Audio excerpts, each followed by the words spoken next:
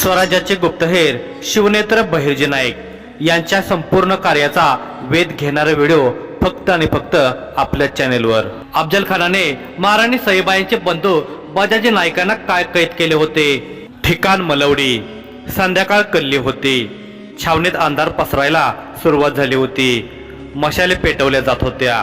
क्षणभरात छावणीभोवती पिवळे ठिपके हवेसोबत हेलकावे खाऊ लागले होते। उंट, हत्ती, घोडे या जनावरांपुढे चारा टाकण्यात आला होता। सैनिकांच्या जेवणाची व्यवस्था सुरू होती। इतक्यात घोड्याच्या टापांचा आवाज आला। हा आवाज अजून छावणीपासून थोड्या अंतरावर होता। तेव्हा एक सेवक खानाला येऊन सांगू लागला, खाविंद, वाईसाई सय्यद बंडा और कृष्णाजी भास्कर कुलकर्णी आ रहे हैं। सेवकाचा संदेश ऐकून खानाने एक हात उंचावला आणि अनुमती दिली। खानाने हुक्क्याची नळे तोंडातून काढली आणि कुत्सित हास्य केले। तो तंबूच्या बाहेर आसनावर बसून हुक्का पित होता। खानाच्या पायाशी बसलेल्या बर्बराने त्याच्या पायांचे मर्दन करणे थांबवत त्याच्या हुक्क्यात इंगळ टाकली। आसनाच्या बाजूला साखळदंडात बिबट्याची 2 पिल्ले बांधून ठेवली होती। साखळदंडाला तोंडात पकडून ते ओरडत होते। त्यांच्या त्या शांतता भंग करणाऱ्या आवाजाला वैतागून खानाने एका पिल्लाच्या पोटात लाथ घातली आणि ओरडला, घेऊन जा रे यांना, द्या जंगला सोडून, नाहीतर छटा गर्दना। खानाचा संदेश होताच एक सेवक त्या पिल्लांना ओढत घेऊन गेला। हे निर्दयी दृश्य सगळे सैनिक आणि सरदार पाहत होते, पण प्रत्येकाला खानाच्या क्रूर कृत्यांना पाहण्याची सवयच झाली होती। इतक्यात कृष्णाजी भास्कर आणि सय्यद बंडाच्या घोड्याने छावणीत प्रवेश केला होता। त्यांच्यासोबत आणखी 8-10 सैनिक होते। ते दोघे येऊन थेट खानासमोर उभे राहिले। सय्यद बंडा दिसायला एखाद्या राक्षसाप्रमाणे विकराळ होता। अंगावर छातीवर भारदस्त केस होते। दाढी मोठी होती, मिशी मात्र नव्हती। पिळदार देह यष्टी, लाल भडक डोळे, जणू त्या डोळ्यात अग्नी धगधगत होता। ओठ तर इतके स्थिर की त्यांची आणि हास्याची कधी संगत झालीच नसावी। त्याने घोट्यापर्यंत विजार आणि अंगावर हिरवा अंगरका पेरला होता। कृष्णाजीने डोक्यावर पागोटे आणि अंगात शुभ्र अंगरका पेरला होता आणि त्याखाली शुभ्र धोतर होते। त्याची काया काहीशी कळपट होती। तो फार धष्टपुष्ट नव्हता, परंतु त्याच्या मोठमोठ्या मिशाआड लपलेल्या ओठावरील हास्य त्याच्या धूर्तपणाचे प्रमाणपत्र देत होते। डोळ्यात चमक आणि नजर तितकीच स्थिर व गंभीर होती। कृष्णाजी भास्कर हा एक महान योद्धा नसला तरी एक कुशल रणनीती तज्ञ होता। आजपर्यंतचा त्याचा इतिहास पाहता त्याने एकही धर्मनिष्ठ कार्य केले नव्हते। तो फक्त नामधारी ब्राह्मण होता। तो वाईचा तात्पुरता किल्लेदार आणि अफजल खानाचा खास विश्वासू होता। त्या विपरीत सय्यद बंडा हा शक्तिशाली योद्धा होता आणि तितकाच उग्र होता। त्याचा क्रोध नेहमी गगनाला भिडलेला असे। कोणत्याही कृत्याने तो पटकन भडकत असे, परंतु खानाशी मात्र निष्ठावंत होता। या दोघांच्या हाती खानाने काही दिवस वाईचा मुलूक दिला होता। कृष्णाजी भास्कर कुलकर्णी आणि सय्यद बंडा यांनी खानाला वाकून नमस्कार केला। खानाने हुक्क्याचा झुरका सोडत स्मित हास्य करून त्याचे स्वागत केले आणि पुन्हा हुक्क्याची नळी तोंडात घालूनच बोलू लागला, तशरीफ रखिये। खानाची सूचना मिळताच दोघे समोरील आसनावर बसले आणि खान बोलू लागला, मी ऐकलं आहे आपल्या मुलकात हस्तक्षेप वाढवण्यासाठी शिवाजीनं प्रतापगड नावाच्या किल्ल्याची निर्मिती केली आहे। कृष्णाजी कसा आहे तो किल्ला? किल्ल्यासारखा किल्ला आहे, पण त्याबद्दल फारशी माहिती अजून तरी बाहेर आली नाही। शिवाजींना किल्ल्याबद्दल कमालीची गुप्तता बाळगली आहे, कृष्णाजी म्हणाला। कृष्णाजी भास्करच्या वाक्यावर हुक्क्याची नळी तोंडात दाबत खान हसला। त्याच्या हास्यामागे काहीतरी रहस्य दडले होते, हे कृष्णाजीने अचूक ओळखले होते। त्याने न संकोचता खानाला विचारले, काय झालं हुजूर, तुम्ही काय जाणता का त्या किल्ल्याबद्दल? खानाने हुक्क्याची नळी काढली, दुराचे एक लाट हवेत सोडत म्हणाला, लवकरच त्या किल्ल्याची बारीक सारीक माहिती माझ्यापर्यंत पोहोचेल।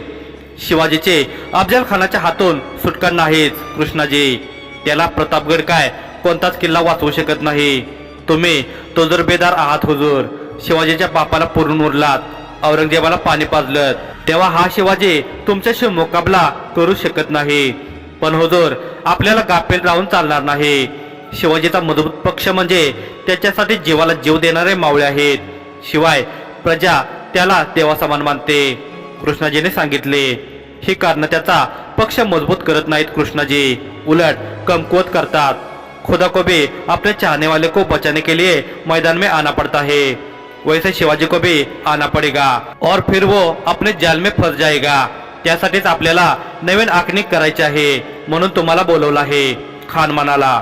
खानाच्या सन्मानपूर्वक वाक्यावर स्मिथ हास्य करत कृष्णाजीने मिशेला एका बोटाने वर सरकवले। खानाने सय्यद बंडाकडे पाहिले आणि म्हणाला, कैसे हो मेरे पहाड़ी शेर? बस खैरियत, आपके हुजूर का इंतजार कर रहा हूँ, सय्यद बंडा म्हणाला। सय्यद बंडाच्या वाक्यावर किंचित हास्य करत खानाने एक ओठ बाजूला सरकवला आणि म्हणाला, इंतजार, बस इंतजार ही तो करना है हमें। जब तक शिकार हमारे और नजदीक ना आ जाए तब तक हमें इंतजार ही करना पड़ेगा। खानाच्या वाक्यावर दोघांनी सहमती दर्शवली। खानाचा हा वार्तालाप तंबूच्या बाहेरच सुरू असल्याने तिथे आपापली कामे करणारे सैनिक आणि सेवक ऐकू शकत होते। यामुळे बहिर्जी पथकातल्या हेरांचे कार्य अधिक सोयीस्कर झाले होते। काहीतरी विचार करून खान पुन्हा बोलू लागला, कृष्णा जी, याद है कुछ साल पहले आपने मुझे बताया था कि आपका परिवार आपके साथ नहीं है, क्योंकि उनकी शिकायत है कि आप धर्म का काम नहीं करते, आप दीनदार, बुत शिकन यानी मूर्ति तोड़ने वाले अफजल खान के वफादार हो। तब मैंने आपको पूछा था, मग मला सोडून का जात नाही? तेव्हा तुमच्या उत्तरानं दिल को सुकून मिला था। आपने कहा था अफजल खान एक दिन आदिलशाही के सर्वोच्च सरदार होंगे, विजापुर के तख्त की कमान उनके हाथ में होगी और आप ऐसे सर्वोच्च सरदार के सबसे करीबी होंगे। काही वर्षापूर्वी कृष्णाजी जे बोलला होता त्याची खानाने आठवण करून दिली होती। ते ऐकून स्मिथ हास्य करत कृष्णाजीने सहमती दर्शवली। खान पुढे बोलू लागला, आप जिंदगी में कामयाबी चाहते हो कृष्णा जी, और उस कामयाबी को इतनी दूर से सूंघ लेते हो, क्या बात माशाल्लाह। देखो आज आपकी बात सच हो गई, मैं बन गया हूँ आदिलशाही का सर्वोच्च सरदार और आप मेरे सबसे करीबी। जी हुजूर, स्मिथ हास्य करत कृष्णाजीने मान डोलावली। बस पुन्हा एकदा तशीच दूरदृष्टी ठेवत शिवाजीला जावळीच्या त्या प्रतापगडावरून खाली आणण्याची योजना सुचवावी, खान शांतपणे म्हणाला आणि कृष्णाजीवर कटाक्ष टाकत पुन्हा बोलू लागला, वचन देतो शिवाजीला संपवल्यावर वाई तुमचीच, तुम्ही वाईचे वतनदार आणि मी आदिलशाहीचा वजीर, किंबहुना त्याही पुढे जाऊन मी आदिलशाही माझ्या मुठीत घेणार। खानाच्या आश्वासनावर प्रसन्न मुद्रेने स्मिथ हास्य करत कृष्णाजी कुलकर्णी म्हणाला, तुम्ही जरी मला एखादं वतन नाही दिलं तरी माझा तुम्हालाच पाठिंबा आहे हुजूर, फार जुनी मैत्री आहे आपली, पण आता तुम्ही वाईचं वतन देण्याचं मला वचन दिलं आहे, तर तुमचं ते वचन पूर्ण करण्यासाठी मला नक्कीच मोठी आखणी तुमच्या पुढे प्रस्तुत करावी लागेल। कृष्णाजीच्या वाक्याचा भावार्थ ओळखून खान हसला आणि म्हणाला, वाह बहुत खूब, शब्दों के जाल में फंसाने में आपको महारत हासिल है कृष्णा जी। खान बोलताना न थांबता हसत होता। त्याच्या हास्यामुळे सय्यद बंडा आणि कृष्णाजीला सुद्धा हसू आवरेनासे झाले होते। खानाने हसू आवरत म्हटले, पुढे बोला कृष्णाजी। हुजूर, येतानाच एक उत्कृष्ट डावपेच आखला आहे, तुळजापूर आणि पंढरपूरची मंदिरं फोडली तरी तुम्हाला जे साध्य झाले नाही ते साध्य करण्यासाठी तो डाव आहे। नाही कृष्णाजी, त्या शिवाजीला कसलाच फरक पडणार नाही, त्याला युद्धासाठी उत्तेजित करण्यापेक्षा दुसरा काहीतरी डावपेच आखा ज्यानं मी शिवाजीला कोंडीत पकडू शकेन। खानाने मुठ आसनावर आपटली, हुजूर, शिवाजीला त्या प्रतापगडावरून खाली आणण्यासाठी एक शेवटचा डाव खेळण्यास हरकत नाही, तरीही तो नाही आला तर मग आपण त्याला प्रतापगडावर जाऊन मारण्याचं नियोजन करू। एक डोळा बारीक करत कृष्णाजी म्हणाला, बोला काय आहे तुमच्या सुपीक मस्तिष्कात, प्रस्तुत करा। खान म्हणाला, या मलवडीमध्ये एक प्रतिष्ठित व्यक्तिमत्व आहे, बजाजी नाईक निंबाळकर, त्यांना कैद करा। मोठा श्वास ओढत कृष्णाजीने सांगितले, बजाजीला? पण तो तर आदिलशाहीचा पक्षकार आहे, खानाने सांगितले। होय, पण असं असलं तरी तो शिवाजीराजे भोसलेचा शालक आहे, त्याची बहीण शिवाजीची ज्येष्ठ राणी आहे सईबाई भोसले। कृष्णाजी कुत्सित हास्य करत म्हणाला। कृष्णाजीचे वाक्य ऐकून खान चपापला। ही गोष्ट त्याला ज्ञात असूनही तो इतक्या महत्वाच्या प्रसंगी विसरला कसा होता याचेच त्याला आश्चर्य वाटले होते। योग्य बोलत आहात तुम्ही कृष्णाजी, ही बाब माझ्या मस्तिष्कातून सुटलीच कशी? उद्याच त्या बजाजी निंबाळकराला कैद करण्यात येईल। खान सुद्धा कुत्सित हास्य करत म्हणाला, पुढील ठिकाण प्रतापगड, त्याला कळून चुकले आहे की तो शिवाजी भोसलेला युद्धासाठी खुल्या मैदानात खेचू शकत नाही. उत्तम, अतिउत्तम नायक. आपल्या पथकाने रयतेचे संरक्षण केले आणि महाराष्ट्राच्या कुलदेवतांच्या मूर्तीची पवित्रता राखली. अशाच मोठ्या लढायावर मात करण्यासाठी आपण भूतकाळात या पथकाचे निर्माण केले होते. नायक, यावेळी आपण जो विचार केला होता तो आता तंतोतंत खरा ठरला आहे. असे प्रशिक्षित हेरांचे पथक या भूवर आज पोयत अस्तित्वात नाही. आपण त्या प्रशिक्षित हेरांच्या सामर्थ्यामुळे शत्रूचे सर्व डावपेच हाणून पाडत आहोत. राजे किंचित स्मितहास्य करत नायकांशी बोलत होते. नायक आज दौलतरावाच्या वेशात राजांना भेटायला आले होते. भेटीचे कारण राजांपर्यंत खबर पोहोचवणे आणि खानाच्या रणनीतीवर प्रत्यक्ष चर्चा करणे हे होते. खानाचा आणखी एक डाव हाणून पाडावा लागेल राजे. राजांचे वाक्य संपताच नाईक म्हणाले. राजाने आपलीच नेहमीची संत नजर नायकावर टाकली आणि म्हणाले, तो वाईकडे सरकला आहे आणि आपण प्रतापगडावर, या गडावर आक्रमण करणे फारसे शक्य नाही नाईक. म्हणून आम्हीच जाणून आहोत की तो धूर्त काहीतरी वेगळा डावपेच आखणारच. बोला, काय नवीन डावपेच आखला आहे त्याने? राजे, त्यानं महाराणी सईबाईंचे बंधू बजाजी नाईक यांना कैद करण्याचा फरमान काढला आहे. हळवार शब्दात नायकांनी सांगितले. काय? राजाने दचकून विचारले. होय राजे, बजाजीचा या युद्धात आपल्याला पाठिंबा नाही, तरी ते निव्वळ तुमचे शालक आहेत म्हणून त्यांना शिक्षा देण्यात येत आहे. आणि हे सर्व त्या कृष्णाजी कुलकर्णीच्या मस्तिष्कातलं कारस्थान आहे. नायकाने स्पष्ट केले होते. कृष्णाजी भास्कर कुलकर्णी. राजे काहीसे तिरस्काराने पुटपुटले. तुम्ही त्यांना सोडवण्यासाठी सुलह करणार किंवा युद्धासाठी चालून येणार असा कुलकर्णी आणि खानाचा अंदाज आहे. नाईक म्हणाले. तो अंदाजच राहील नाईक. राजे स्मित करत म्हणाले. पण राजे, ही वार्ता महाराणी सईबाईंना कळल्यावर त्यांना. नायकांचे वाक्य अपूर्णच ठेवत राजे म्हणाले. नाही नाईक, नाही. आमच्या राणीसाहेबांची प्रकृती ठीक नाही. हा धक्का त्या सहन करू शकणार नाहीत. चुकूनही ही वार्ता त्यांच्यापर्यंत पोहोचता कामा नये. योग्य बोललात राजे, पण प्रश्न तसाच राहिला. बजाजींची सुटका कशी करायची? नायकाने विचारले. नायकाने त्यांची चिंताग्रस्त नजर राजावर टाकली.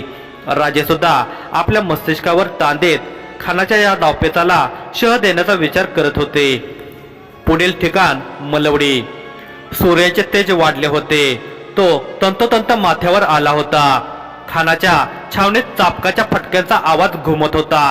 एका गुन्हेगाराचे दोन्ही हात वर बांधले होते. त्याला पूर्णतः नग्न करण्यात आले होते. एक सैनिक त्याची पाठ चापकाच्या फटक्याने सोलून काढत होता. एकाच ठिकाणी अनेक फटके बसल्याने त्याच्या पाठीवर जखमा झाल्या होत्या. त्यातून रक्त वाहू लागले होते. त्याच्या मुखावाटे शब्द फुटत नव्हता. तो बांधलेल्या हातावर लटकला होता. त्याच्या पायामध्ये त्राण उरले नव्हते. तो त्यावर उभाही राहू शकत नव्हता. त्याची मान झुकली होती. डोक्यावरील केस डोळ्यासमोर लोंबकळत होते. मोठ्या कष्टाने तो श्वास घेत होता. अफजल खान, कृष्णाजी कुलकर्णी आणि इतर सरदार ते दृश्य बघून अत्यंत खुश होत होते. आनंदात टाळ्या पिटत होते. मार, तो मरेपर्यंत थांबू नकोस. आदिलशहाचा जासूद आहे तो. काल कृष्णाजी कुलकर्णी आणि माझ्यात जो वार्तालाप झाला तो यांना ऐकला. आदिलशहाला माझ्या मुठीत करण्याचा माझा मनसुबा आहे. हे ऐकून हा महामूर्ख अली आदिलशहाला सांगायला जात होता. अफजल खानाच्या छावणीतून एक पाखरूही बाहेर जाऊ शकत नाही, तर बातमी कशी जाईल? खान गर्वाने खिदळत म्हणाला. खानाच्या या वाक्यावर खानाच्या सैन्यात असलेल्या बहिर्जी पथकाच्या हेराने एकमेकांना बघून किंचित स्मित हास्य केले. खानाच्या छावणीत जागोजागी बहिर्जी पथकाचे हेर होते आणि ते प्रत्येक दिवशी अगदी सराईतपणे छावणीतून शिवाजी राजांपर्यंत खबरा पोहोचवत होते. अर्थात खानाचा अति आत्मविश्वास त्याची प्रत्येक रणनीती फोडून काढत होता. बहिर्जी पथकाच्या हेरांच्या चेहऱ्यावर अभिमानाने झळकणारे स्मित हास्य पुढच्याच क्षणी मंदावले. सगळ्यांच्या नजरा स्थिर झाल्या. खानाच्या समक्ष एका व्यक्तीला कैद करून आणण्यात आले. दोरखंडाने त्याचे हात मागे बांधले होते. त्याच्या अंगात शुभ्र अंगरखा आणि कमरेखाली पायजमा होता. रुबाबदार चेहरा आणि मजबूत देहयष्टी होती. ती व्यक्ती खानाच्या डोळ्यात डोळे घालून बघत होती. खान आणि कृष्णाजीने एकमेकांकडे पाहत कुत्सित स्मितहास्य केले. ती व्यक्ती मोठ्याने कडाडली. का असा कैद केला आहे आम्हाला? शांत शांत रहा बजाजी नाईक निंबाळकर. काही गुन्हा असल्याशिवाय तुम्हाला कैद करण्यात येणार नाही. कृष्णाजी कुलकर्णी पुढे होत म्हणाला. तेच विचारत आहे मी, माझा गुन्हा काय आहे? बजाजींनी पुन्हा विचारले. अफजल खानासमोर कैदी गुन्हा काय विचारत नाही, दयेची भीक मागतो. चल माग. अफजल खान कुत्सित हसत म्हणाला. भीक? जर मी काही गुन्हा केलाच नाही तर दयेची भीक का मागू? बापदाद्यापासून आम्ही आदिलशाहीची इमान ठेवून आहोत, त्याची ही शिक्षा आहे का? आदिलशाही संपून अफजलशाही उदयास आली आहे का? बोलता बोलता बजाजींनी बाजूला उभे असलेल्या सरदार पांढरेकडे पाहिले आणि त्याला उद्देशून बोलू लागले. बघा पांढरे, तुम्ही माझे बालपणीचे मित्र म्हणून सांगतो, सावध व्हा. ही शिक्षा मिळते आदिलशाहीत इमान ठेवण्याची. खामोश. आतापर्यंत शांत असलेला खान मोठ्याने ओरडला. सरदार पांढरेने मात्र मान खाली घातली होती. खानाचे सदर कृत्य त्याच्याही जिव्हारी लागले होते. बजाजी नाईक त्याचा अत्यंत जवळचा मित्र होता. खानाजवळ आणि आदिलशाहीत पांढऱ्याचे चांगले वजन असून सुद्धा तो त्याच्या मित्राला सोडवू शकत नव्हता. गुन्हा आहे तुझा. तू कित्येक शेतकऱ्याच्या जमिनी काबीज केल्या आहेस. तुझ्या विरुद्ध तशा रितसर तक्रारी दाखल आहेत, खान म्हणाला. बजाजीने चमकून पाहिले. क्षणात संपूर्ण प्रकार त्यांच्या लक्षात आला होता. त्यांना ठाऊक होते की त्यांच्यावरचा आरोप पूर्णतः खोटा होता. ते फक्त शिवाजी राजाचे शालक आहेत म्हणून त्यांना कैद करण्यात आल्याचे त्यांना उमगले होते. त्यांनी पुन्हा खानाच्या नजरेला नजर भिडवली. असं असेल तर मला शिक्षा देण्याचा अधिकार मलवडीचे वतनदार पांढरेंना आहे, निर्भीडपणे बजाजी म्हणाले. जबान बहुत चलाते हो, खान कडाडला. कारण आम्ही स्वाभिमानी आहोत, बजाजी मान उंचावून म्हणाले. हत्तीच्या पायाखाली चिरडून टाका याचा स्वाभिमान. जा घेऊन जा याला, खान चिडून बोलत होता. खानाचा हुकूम होताच सैनिक बजाजींना खेचत घेऊन जाऊ लागले. खानाने क्रोधपूर्ण नजरेने बजाजींकडे पाहिले आणि सैनिकांना ओरडला. हत्तीच्या पायाखाली देण्याआधी त्याला चापकाचे 1000 फटके द्या. पुढील ठिकाण प्रतापगड. खानाने बजाजींना एखादी क्रूर शिक्षा देण्याआधी आपल्याला त्यांना सोडवायला हवे. राजे कुजबुजले. होय राजे. नायकांनी सहमती दर्शवत मान हलवली. बजाजी म्हणजे आमच्या महाराणी सईबाईंचे श्वास आहेत, त्यांना काही होता कामा नये नाईक. राजाने परिस्थितीचे गांभीर्य कथन केले होते. ही करतूत त्या कृष्णाजीची आहे. राजे फक्त आज्ञा द्या. कृष्णाजीला संपवायला आपल्याला फारसा अवधी लागणार नाही, नाईक काहीसे त्वेषाने म्हणाले. नाही नाईक, आधी अफजल खानाला संपू मग कृष्णाजीला, राजे शांतपणे म्हणाले. पण बजाजींना कसं सोडवायचं? नाईक चिंताग्रस्त झाले होते. त्यांच्या युक्तिवाद डोक्यात आज अचानक गदारोळ उठला होता. ते त्यांच्या मस्तिष्कात सुरू असलेल्या विचारांच्या आवर्तनाने ग्रासले होते. नायकांची अशी अवस्था क्वचित होत असे. एरवी ते शांतपणे विचार करून प्रत्येक गोष्टीवर तोडगा काढत असत, परंतु आता प्रश्न महाराणीच्या जीविताचा होता. बजाजींना काही नुकसान पोहोचेल तर आजाराने ग्रासलेल्या महाराणी ते दुःख पचवू शकणार नाहीत, हे सत्य होते. नायकाने आपल्या मस्तिष्कातल्या विचारांना सर्वप्रथम शांत केले आणि ते राजांना म्हणाले. राजे, खानाच्या छावणीतले आपले हेर बजाजींना सोडवून आणू शकतात. हा एक विश्वसनीय मार्ग आहे बजाजींच्या सुखरूप सुटकेचा. नायकांनी त्यांच्याजवळचा शेवटचा मार्ग राजांना सुचवला. नायकांची वाक्य ऐकून राजाने नायकावर संत नजर फिरवली. तितक्याच गंभीर स्वरात ते म्हणाले. नाईक, बजाजीची सुटका जितकी आवश्यक आहे तितकीच स्वराज्याची मातीही. या धर्तीवर आलेले खाडरूपी संकट आपण बर्जी पथकाशिवाय परतवू शकत नाही. बजाजींना आपल्या शूरवीराने छावणीतून बाहेर काढले तर खानाला कळेल की त्याच्या छावणीत आपली माणसे आहेत. त्यानंतर तो काय करेल हे तर तुम्ही जाणताच जी राजे. पण नायकाचे वाक्य मध्येच कापत शिवाजीराजे म्हणाले. पण चाही पुढचा विचार करूया नाईक, काहीतरी वेगळा.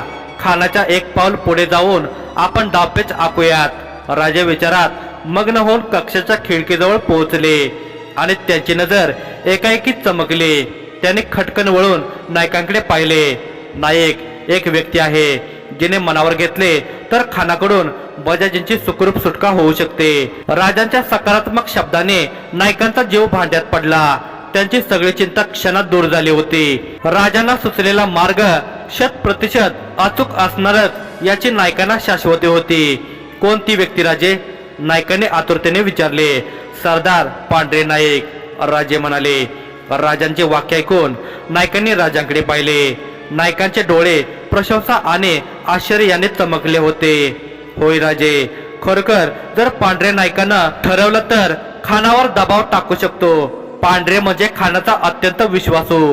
पांढऱ्याच्या हट्टापुढं खानाला नमतं घ्यावंच लागेल, नाईक म्हणाले. पण त्याच्या त्या हट्टाचे कारण तितके ठोस असायला हवे नाईक. यासाठी आता तातडीने एखादी योजना आखा. ती योजना आखताना एक ध्यानात असू द्या की आपला त्यात सहभाग आहे असे कुठेही भासता कामा नये, अन्यथा त्याचा आपल्याला हवा तसा परिणाम मिळणार नाही, राजांनी सांगितले. राजांच्या सूचनेवर होकारात्मक मान हलवत नाईक योजना आखण्यात गर्क झाले. कुत्र्याच्या भुंकण्याने त्या धानस्थ नागासाधूचे ध्यान विचलित झाले. त्याने खटकन पापण्या उघडल्या आणि तो त्या कुत्र्याशी बोलू लागला. काय झालं खंड्या? बाज दिसलं की गिदाड?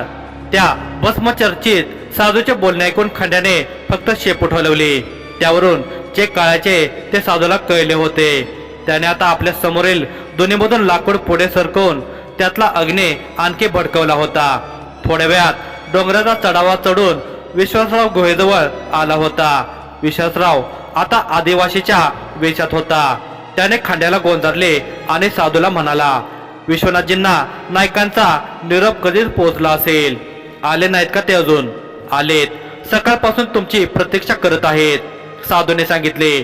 साधूचे बोलणे ऐकून विश्वासरावाने तिथल्या लोट्यातले पाणी प्यायले आणि मनगटाला ओठावरून फिरवून तो गुहेत शिरला. अंतर्गुहेत आल्यावर त्याने गुहेच्या तोंडावरील दगड पुन्हा सरकवून गुहेचे तोंड बंद केले. त्यात मशालीचा लख्ख प्रकाश पडला होता.